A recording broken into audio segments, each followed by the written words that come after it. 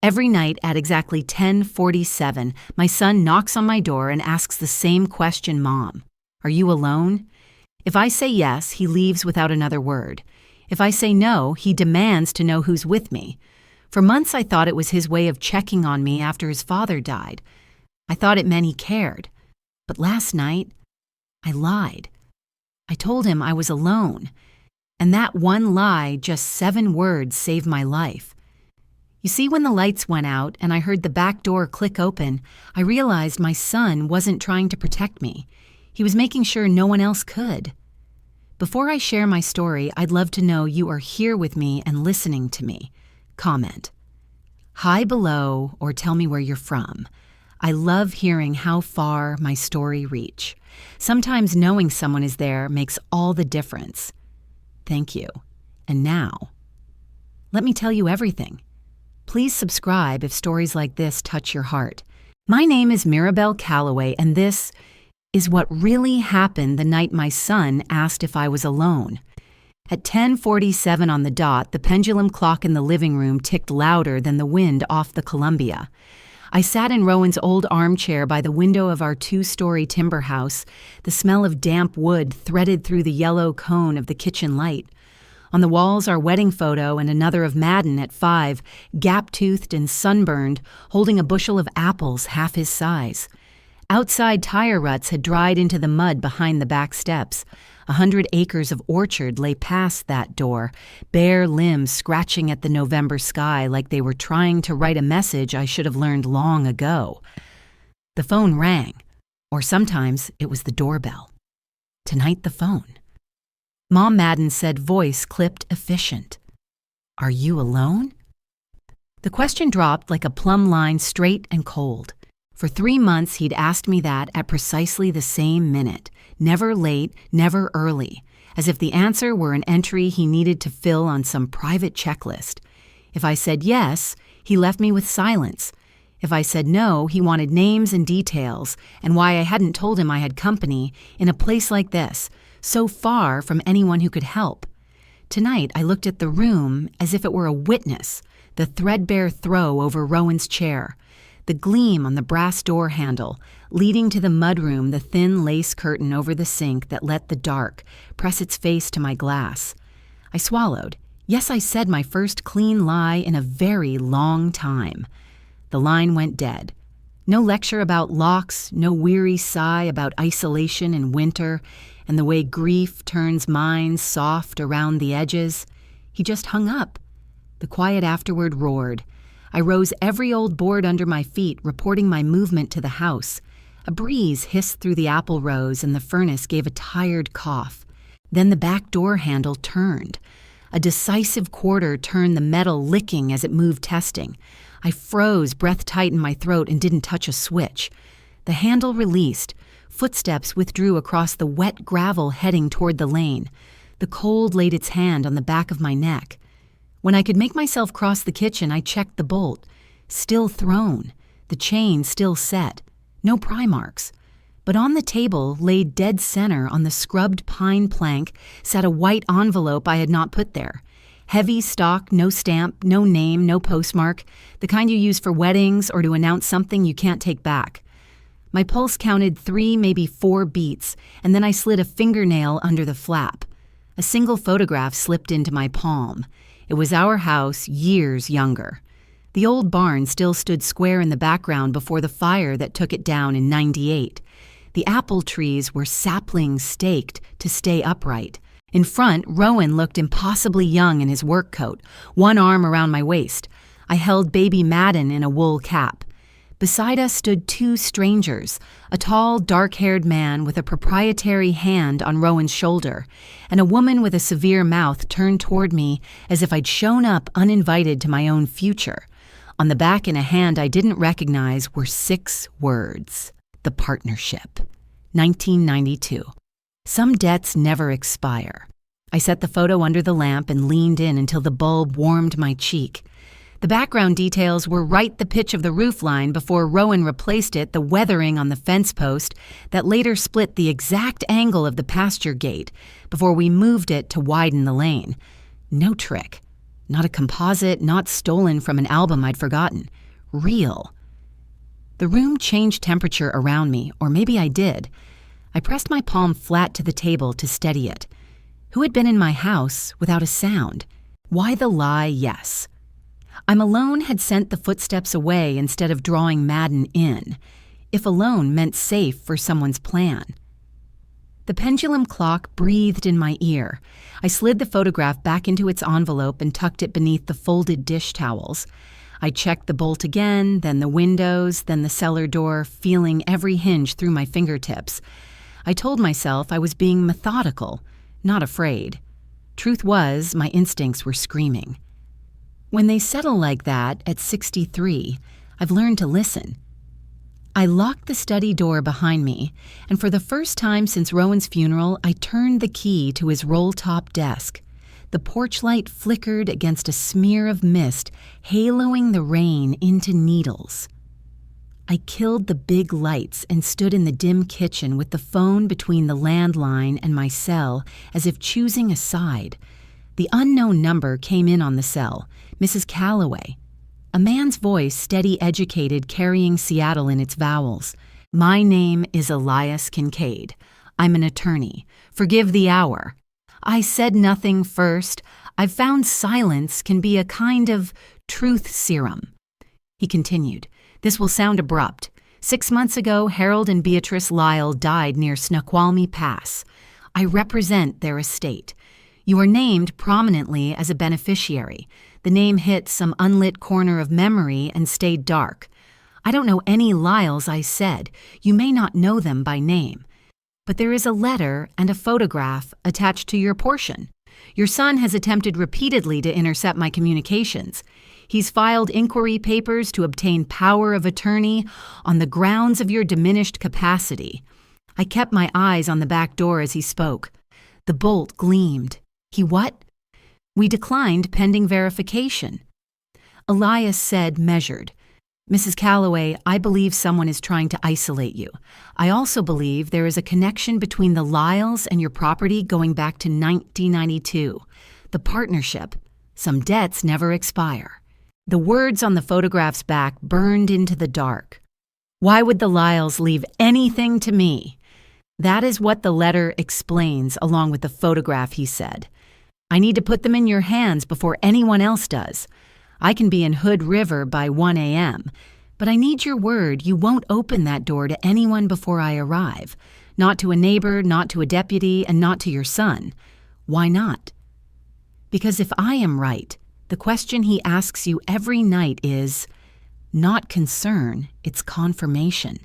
And if you answer wrong, you might not get another chance to answer anything at all.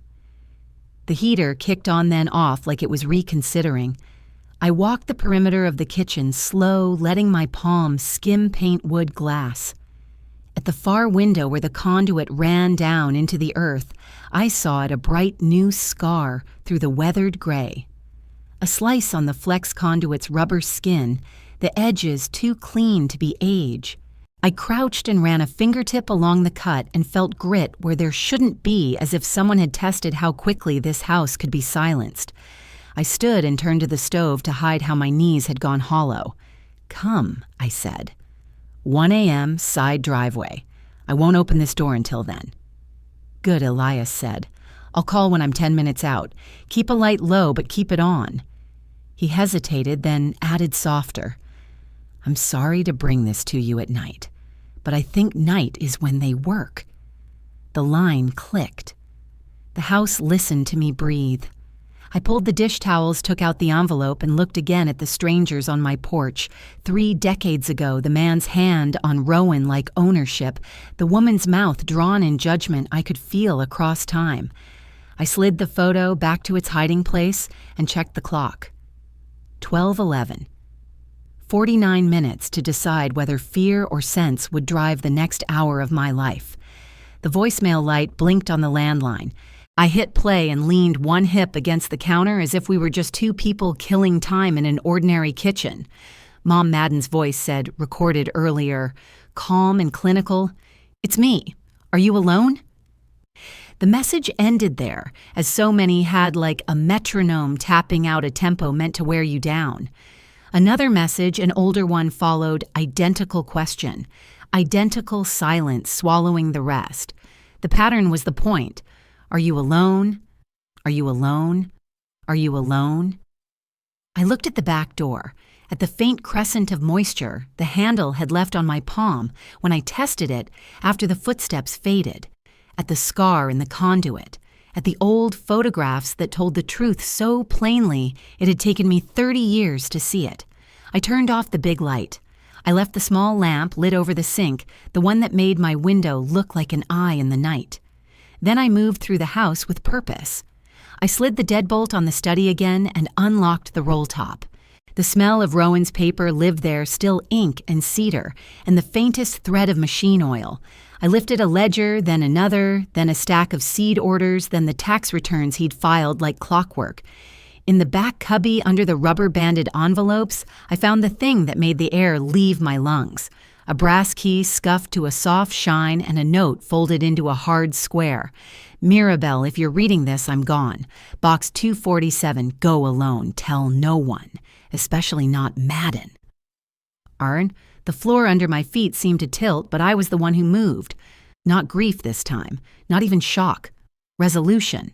If Rowan had feared our son knowing about a key, then my first instinct had been right.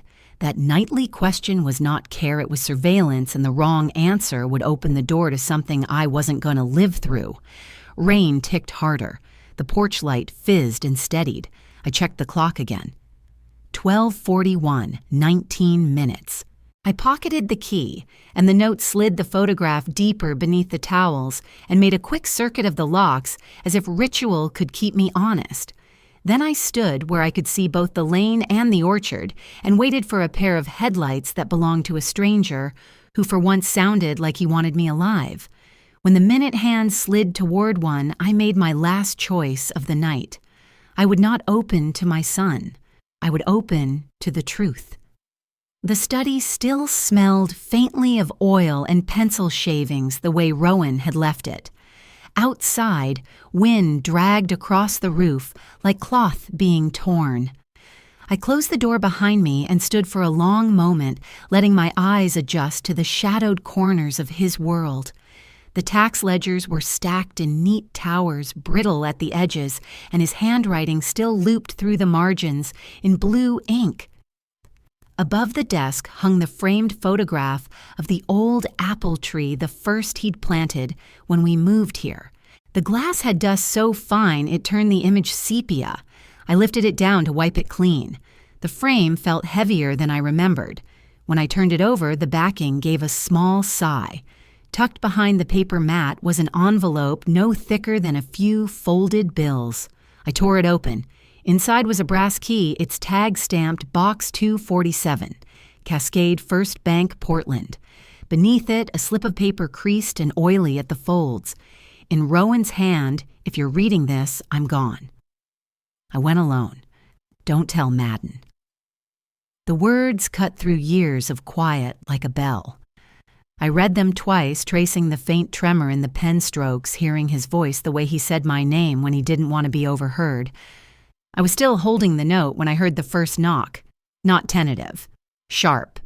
3 quick blows against the front door, then his voice, Mom. You up, I see the light on. Open up. My throat went dry. The clock read 12:55. He was early, Mom louder this time. Who's in there? I moved through the dark, turning off the hallway light with my fingertips. Another sound, a car door outside, the low hum of an engine idling. I slipped to the side window of the study and drew back the curtain a fraction. Aubrey stood at the gate in her pale coat, phone pressed to her ear, the glow lighting her face in uneven flashes. She wasn't alone.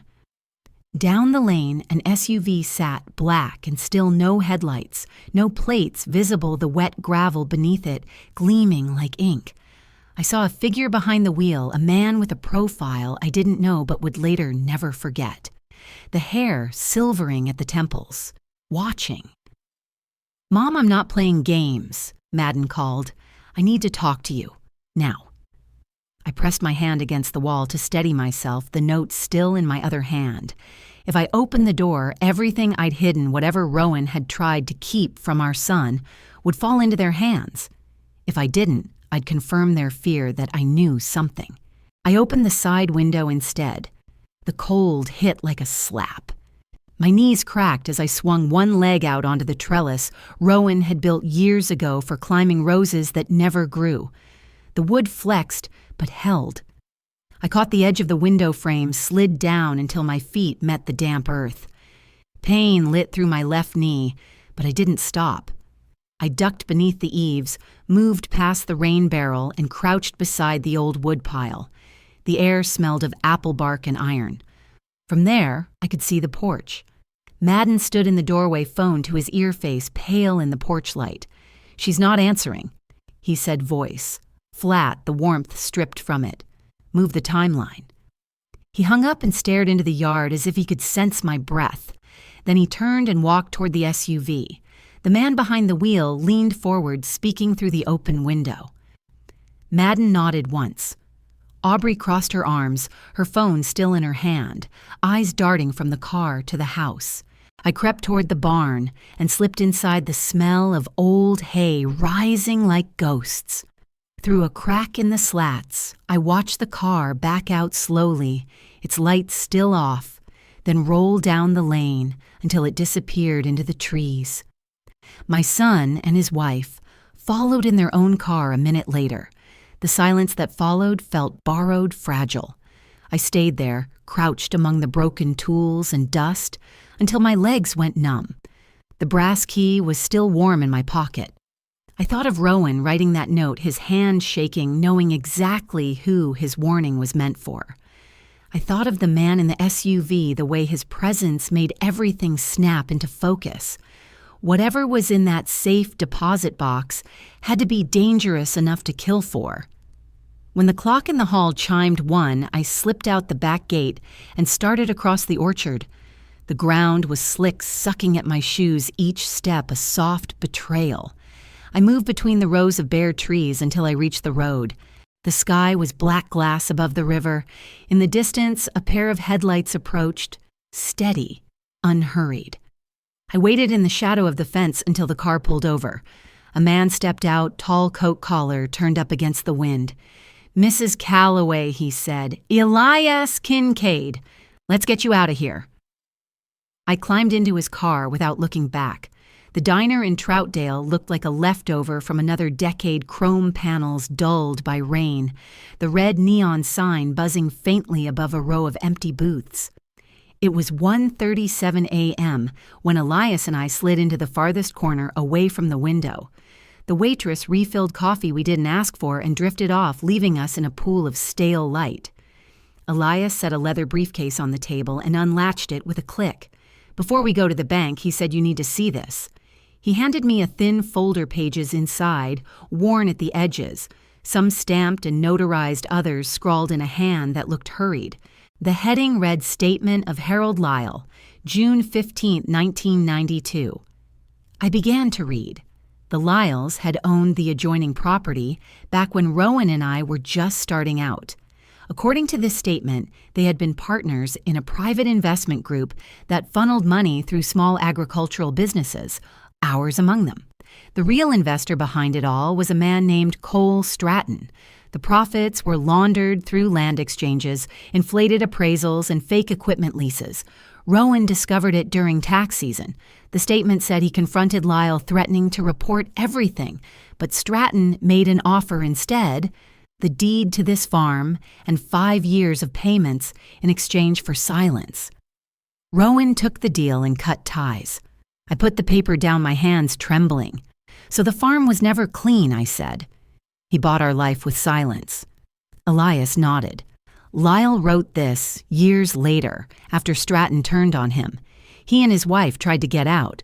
2 months before they died, they contacted my firm, said they wanted to amend their wills. They left a portion of their estate to you, not as payment, but as insurance.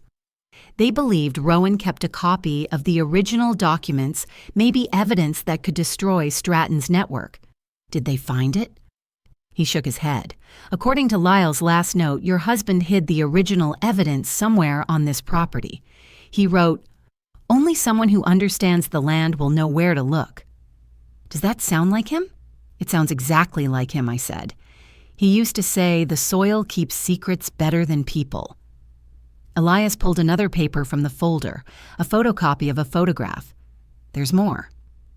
3 months ago, your son visited my office. He brought a man he called his financial advisor.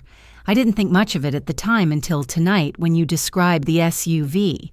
Salt and pepper hair gray suit, maybe late 50s. I felt the air thin.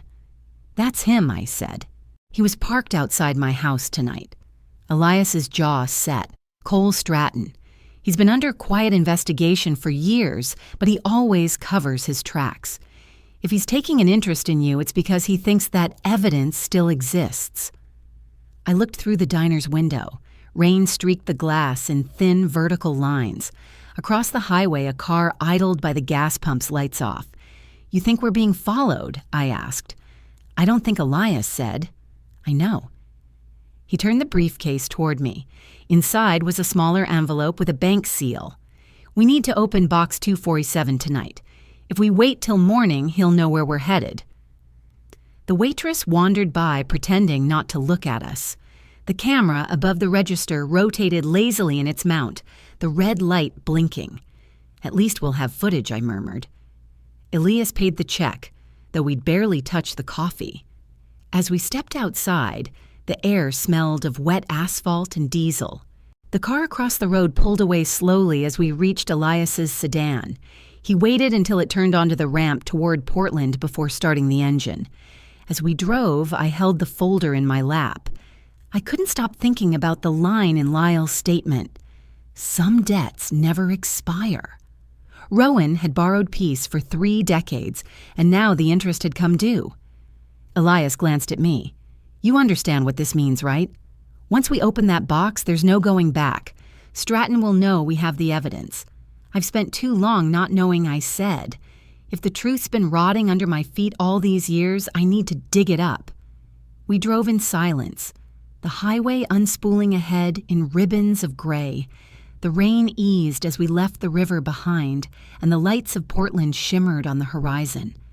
I watched them and thought of the key in my pocket, the last thing Rowan ever left me. When Elias finally spoke again, his voice was low. Naomi Chu runs the overnight security at Cascade First Bank.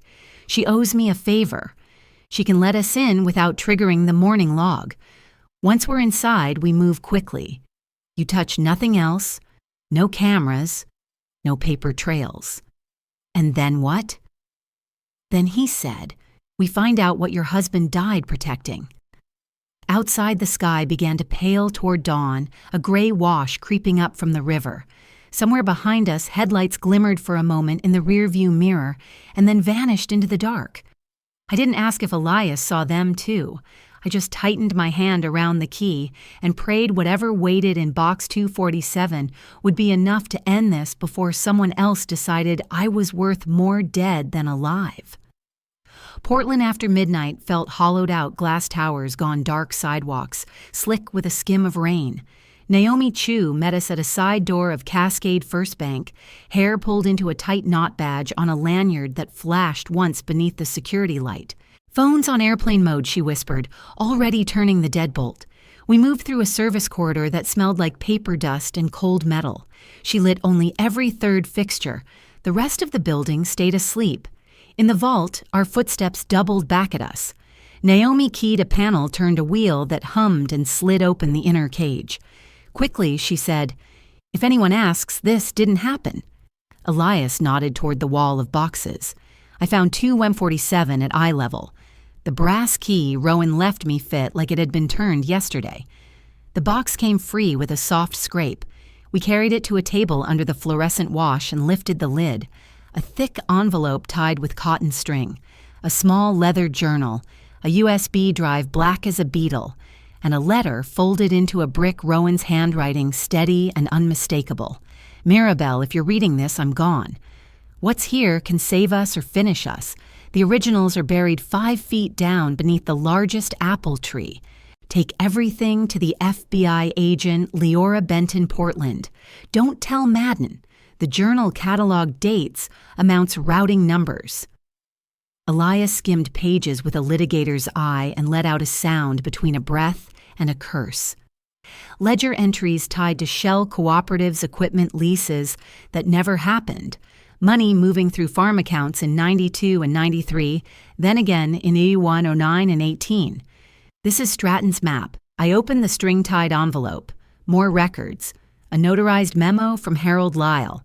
And tucked behind it, something that made my fingers go cold, a life insurance policy on Rowan, updated 2 months before he died, beneficiary listed as Madden Calloway. The signature next to Rowan's name looked right until it didn't.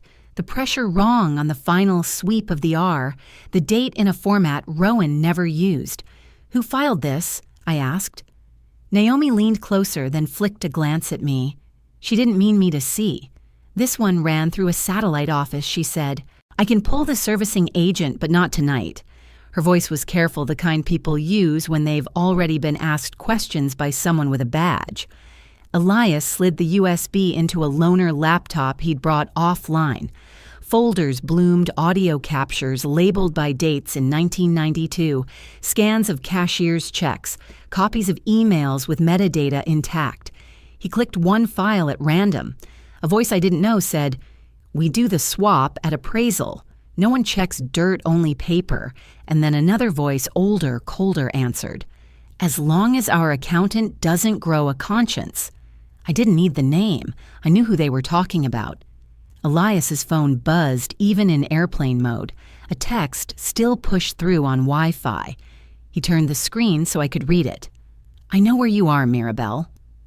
Initialed CS Cameras. Naomi said, pivoting to a monitor bank. 2 men stood across the street in dark coats, collar-up faces lost to the angle. They weren't smoking, weren't talking, just there, watching the door we'd used. Elias snapped the laptop shut, swept the drive, the letter, and the journal back into the box, then into his briefcase. Naomi killed the lights, leaving us in a narrow cone of emergency glow. "Loading dock," she said, already moving. "Out and left. If someone asks, we did a power test on the 3rd floor." In the alley, the air was colder, the rain fine enough to taste. Somewhere near the corner, an engine idled. We cut through to the next street. A black SUV peeled away from the curb so fast its tires spit water like torn cloth. Elias didn't look at me. He didn't have to. "We're burned," he said. "We go home now." Home, I repeated, meaning the orchard, the tree, the earth that knew more than I did. I tucked Rowan's letter inside my coat like a second set of ribs. Before sunrise. He nodded once and drove. The freeway east was a wet ribbon under a low ceiling of cloud. 3 in the morning. The world felt like it had slipped a gear. Elias changed lanes twice without signaling, then settled into the right lane. In the side mirror, the same pair of lamps hovered at a courteous distance. "They won't hit us here," he said. "Too clean a road. They'll wait for the cover they like." We pulled off at a service station in Fairview. The lot was empty except for a delivery truck side out under the awning. I stepped out into the humming sodium light and let the cold find my bones. On the pump, a peeling sticker, "Security cameras in use." 2 screws rusted to the plate. I felt better seeing it, even if I shouldn't have. Across the lot, the SUV rolled past once and didn't stop. The driver had a cigarette between 2 fingers, ember cupped from the rain face turned just enough that I couldn't make the lines of it connect to anything human. Back on I-84, we ran along the black seam of the Columbia basalt cliffs, shouldered up on the left like old gods. The SUV dropped back, then reappeared whenever we cleared a bend. "He's marking us," Elias said, "letting us know we don't have a private life anymore." "I didn't have one to begin with," I said. "I had a timetable someone else was keeping." When we turned off the state road and onto our lane, the smell hit first, a sour chemical sweetness that didn't belong to wood smoke. The kitchen window was a hard orange rectangle, then not. The color sank into dark as if the house had swallowed it. The side door hung crooked. I tasted metal. Inside the kitchen looked like a room that had tried to save itself and failed at the edges. The fire had eaten the corner cabinet, licked into the ceiling joists, then died from lack of fuel or nerve. The stovetop and the floor around it were dusted with gray. The smell of gasoline threaded through the warmth of char. On the table where the white envelope had once sat, a smear of ash had settled into the grain like a bruise. "Don't touch anything," Elias said, already calling it into the county. I took one step and stopped. Footprints ghosted in the ash from the mudroom to the sink and back out again, small a woman's tread, with a telltale wedge at the heel. The ash on the floor had a faint shimmer to it like burned lacquer. I looked down and saw a fleck on the toe of a shoe that wasn't mine. Mirabelle, a voice in the doorway, pitched high with worry. Aubrey stood there in a raincoat, hair loose, breath a little too quick. Oh my God, I just got here. The door was open. I think someone broke in. I looked at her shoes. Gray smear on the leather where ash had taken hold. A dot of charcoal clinging to the edge of the sole. I let my eyes travel up, Hand's empty phone in her pocket face, arranged in shock. "You should wait outside," Elias said, stepping between us. "We've called this in. Tomorrow 9 a.m. downtown, bring Madden. We'll talk finances." She hesitated, her gaze flicking to the hall like she'd left something she wasn't supposed to, then nodded and retreated the porch boards, complaining under her weight. We walked the perimeter of the house with flashlights. In the yard, the camera on the eave had been neatly unscrewed. The slot for the SD card was empty. The conduit on the wall bore a longer cut than the one I'd found earlier, clean and purposeful. Down by the drive, fresh tire tracks overlaid the old ruts, heavy tread with a distinctive wedge pattern in the outer band. I crouched and touched the shallow puddle caught in the grooves. Gasoline traced rainbows across the skin of it. He was here, I said, and meant the man in the SUV, the one who'd set this in motion 30 years ago. Elias's phone vibrated again, unknown number. He put it on speaker. A man's voice, unhurried and soft, filled the cold air. "She should stay where she is," the voice said. "If she leaves again tonight, we'll be less forgiving." The call clicked off before Elias could answer. He stared at the screen like it could tell him something it didn't want to. "Stratton," he said, "or someone who thinks he is." I walked out to the orchard edge until the house lights fell behind the first row of trees. The largest apple tree stood dark in the center of the grid, a presence even in winter limbs, like a cathedral of bone. 5 feet below that trunk lay the part of our life I hadn't met yet. Part of me wanted to wait for the sheriff. Part of me wanted to call Madden and demand he choose a side in daylight. But the part of me that runs a farm through blight and late frost knew better. People who burn your kitchen in the middle of the night don't take days off. I turned back to Elias. "We dig before dawn," I said. "The copies are enough to start a fight, but the originals will finish it. If we wait, someone will come with a shovel and a smile and call it cleaning up." He studied me a beat, then nodded. "I'll get the tractor. You get the shovels." On my way to the shed, I passed the mudroom again. A smear of ash near the door frame caught the flashlight beam. In it, the faint crescent of a fingernail polished pale, where someone had braced a hand to step inside. I pressed my thumb over the mark not to hide it, but to feel the shape of the choice it represented. I'd spent 3 months wondering whether my son was protecting me or preparing the ground. Now I knew he'd been taught the questions to ask by a man who didn't care if either of us survived the answers. The wind shifted. The house exhaled. Somewhere down the lane, a car door shut. Then silence took the whole valley back. I should have been afraid. Instead, I felt a narrow, clean line run through me, the way a furrow runs straight when you finally find the rhythm of the field. We had a hole to dig, and not much night left to do it in. I shouldered the shovel and headed for the tree. We killed the tractor lights and let the fog swallow us. The big apple tree rose out of the orchard like a cathedral rib, its bark black with dew. Elias clipped a button camera to his lapel and tapped his phone once. "Cloud backup's live," he said. If anything happens, someone's already watching. I set the shovel at the trunk and drove the blade into soil that remembered us. 4 feet of cold earth. Later, my shovel rang. Metal. Elias and I widened the hole until the corner of a steel box showed rusted and stubborn. I slid my fingers under the lip and pried. Headlights tore across the rows. An SUV broke the orchard's edge, tires grinding wet gravel. Doors slammed. Cole Stratton walked toward us with Aubrey at his flank. Her face pinched her coat too clean. Madden came behind, pale and hollow-eyed like a man waking in the wrong house. "Step away," Stratton said, lifting a small pistol as casually as a cigarette. "We're done playing." Elias raised both hands, the camera centered on the gun. "You're already on a federal server," he said evenly.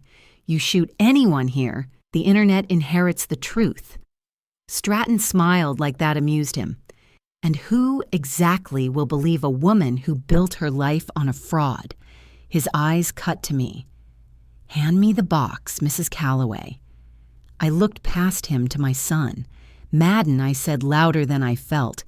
"Your father didn't steal this farm. He bargained his silence to keep us breathing. He hated himself for it, and he tried to fix it before he died."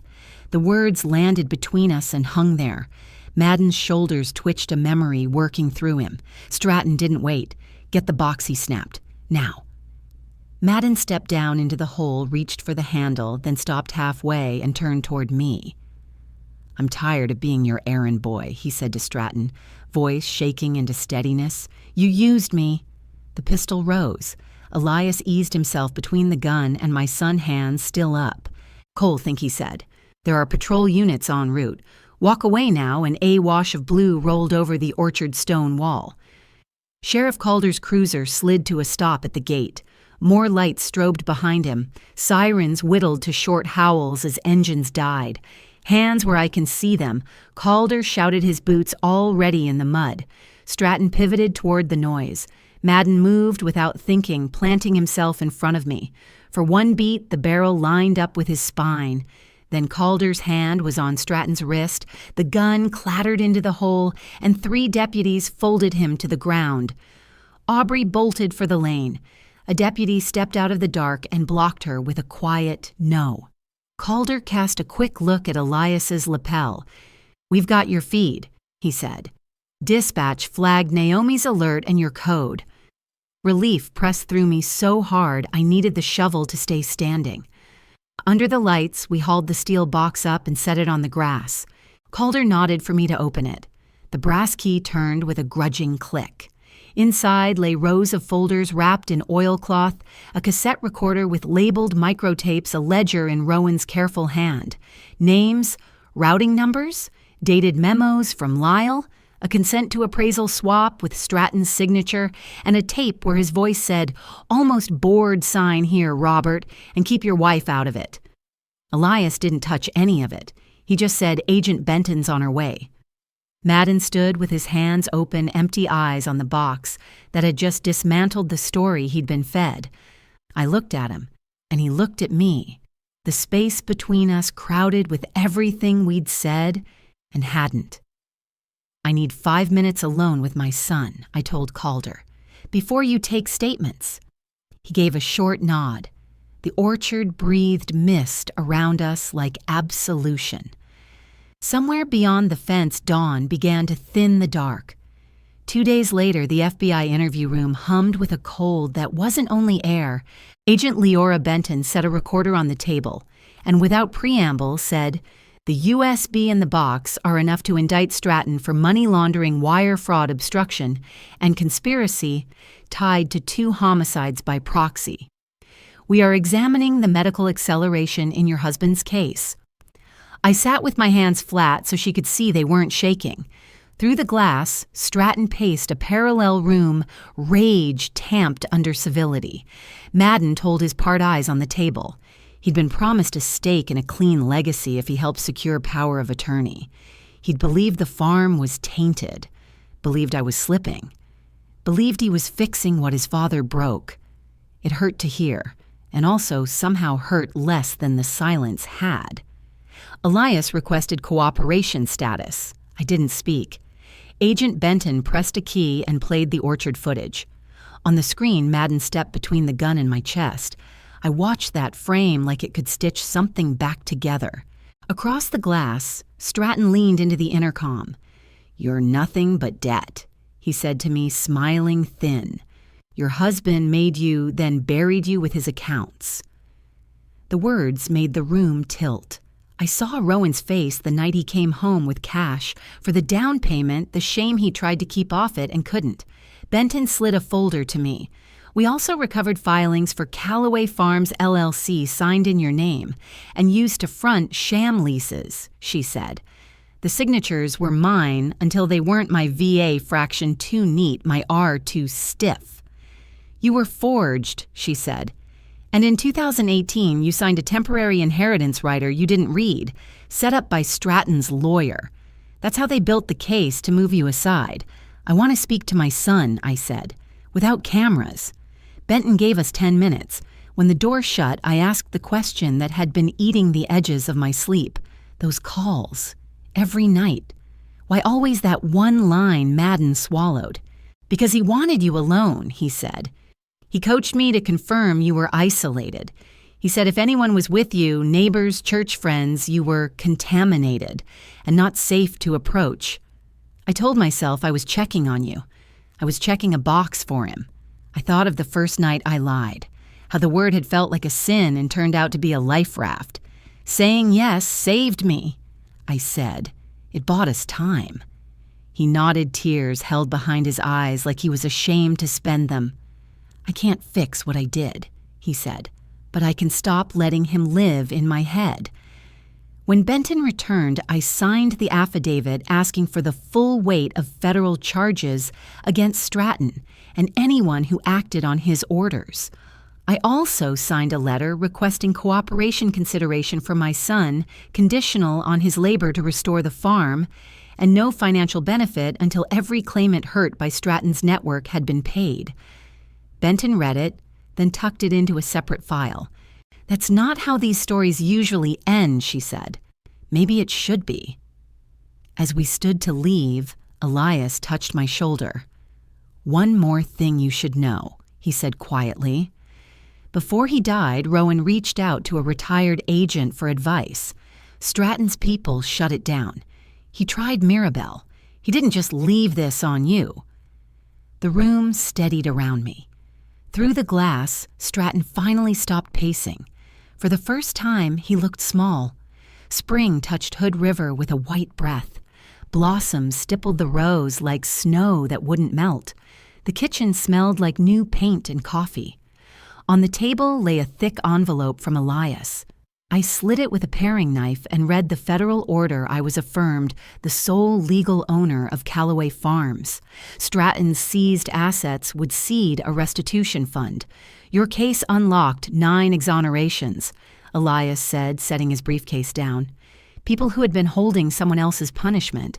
Madden came in from the orchard with a crate of early fruit, thinned from the boughs, hands nicked dirt in the half-moons of his nails. He didn't look at the papers, just at me. "I'm not asking you to forgive me," he said. "I'm asking you to let me work." I nodded toward the back door. "North fence line still crooked. Start there." He smiled like a man who'd been granted a sentence and found relief in the work of it. We walked out together, then split him toward the fence, me to the great tree. The ground we'd torn open had settled a softer circle in the grass. The blossoms hung above like 1,000 small truce flags. I knelt and pressed a folded scrap into the soil. Some debts are finally paid.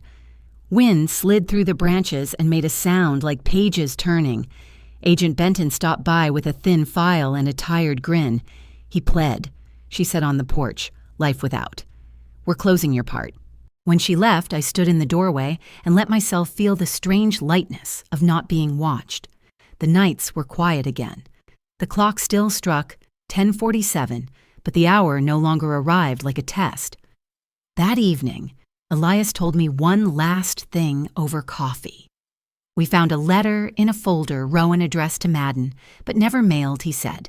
It said, If the day comes when your mother chooses silence, believe that's how she survives. I read it alone later and cried for the man who'd made a bargain and then spent the rest of his life trying to pay it off. By July, the new siding had weathered into the old. The kitchen held laughter without apology. The restitution fund sent its first checks. We hung a small plaque by the lane for those harmed by what hid in the rows. May the truth grow here instead. We didn't hold a ceremony. We just went back to work. At dawn one morning, Madden set a mug beside me on the steps and sat without speaking. We watched the orchard wake the field hands, arriving hoses, hissing life into the roots, the big tree wearing its crown of white. "Are you alone?" he said after a while, wry almost a joke. I looked at the farm we'd nearly lost, the son I'd nearly buried in my grief, the empty space where fear used to sit at my table. "Not anymore," I said, and meant it.